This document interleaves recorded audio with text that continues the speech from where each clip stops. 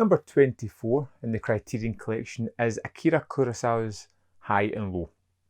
For some reason, this is one of these movies that I've wanted to see for an eternity. It feels like, and no rhyme nor reason. I didn't know a synopsis. I didn't know much about it. I just knew it was a kind of crime-ish movie. And I know Kurosawa has always been renowned for his samurai epics, and maybe it was just to try something a little bit differently.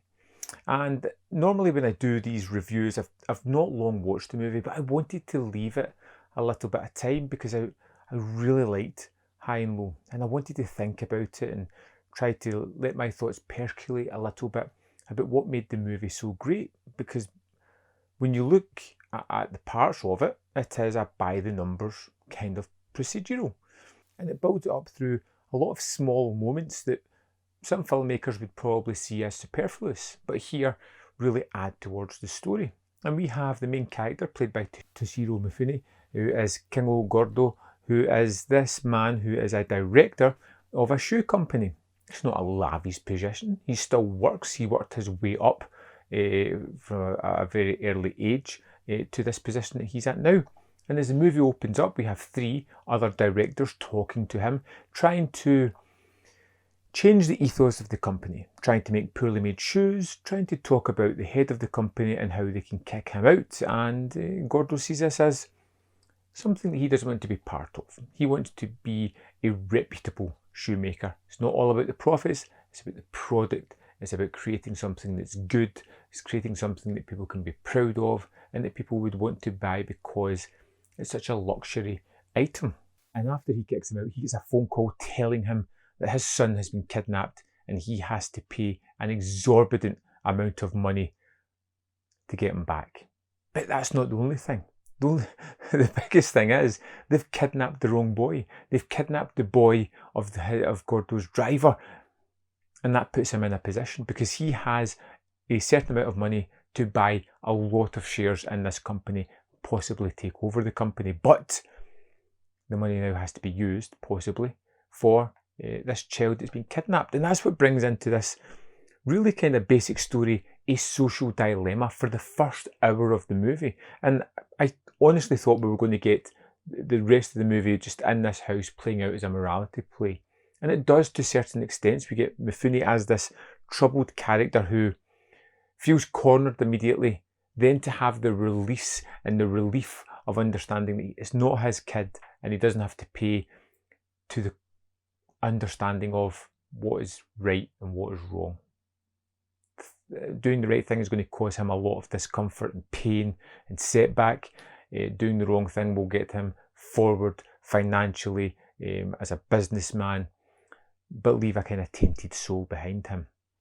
And we get the police integrated with this as well, who are all kind of bystanders as these conversations are going on, not there to influence Gordo in any way, shape or form, but they are there more as witnesses to the nature of this man. And it's wonderfully played out, and it's incredibly tense and just deeply satisfying watching this, where you're never quite sure where this character is going to go, the nature he's going to take, the influences that are there from his wife, from his long-term servant, the driver that's there, and the people who are flies on the wall, the police officers that are there. And the movie kind of changes gear after that first hour into something even more remarkable, a typical police procedural, where we take a back step from our main character as we focus more on the detectives and how they're just going about their business. And it is riveting stuff. Just seeing them have meetings where they're talking about how they've run a lead down to a dead end and it can go no further. How they've latched onto a small scrap of evidence and that could be something that leads them somewhere really exciting.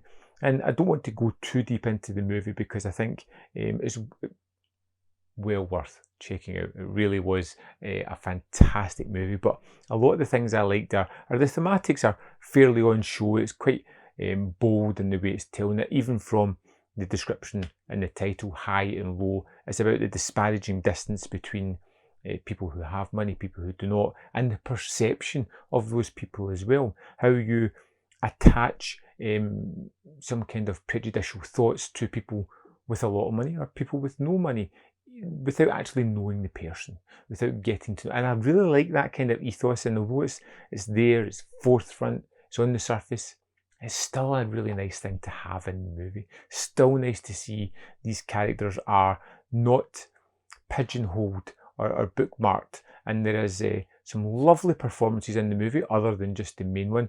I noticed particularly the lead investigator, I think, was the gun-toting crazed samurai from Yojimbo, and lots of other familiar faces as well. And it's a movie that's really well shot, that has lots of suspenseful sequences, particularly the one on the train, which leads to a lot of mystery as well. Watching the procedural, watching the police detectives take up the challenge of catching the person behind this, it's just riveting stuff. I'm not doing this movie justice. High and Low is one of the best things I've watched this year.